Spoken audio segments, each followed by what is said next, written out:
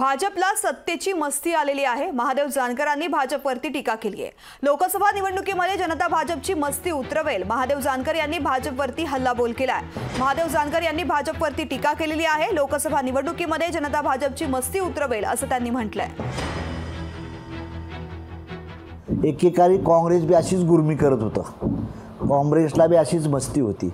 तीच मस्ती त्याच्या डबल मस्ती आज भारतीय जनता पार्टीला आलेली आहे आणि ती जनता ठरवल। जनतेला आज काय बरोबर वाटत नाही। शिवसेनेचं 2 तुकडं केलं, राष्ट्रवादीचं 2 तुकडं केलं, ही भाजप जनतेला, सामान्य जनतेला हे पटलं नाही, मानलं गेलं नाही।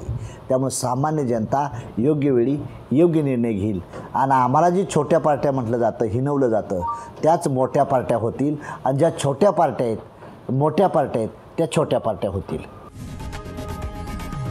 लोकशाही मराठी ऐका, पहा, जागरूक रहा।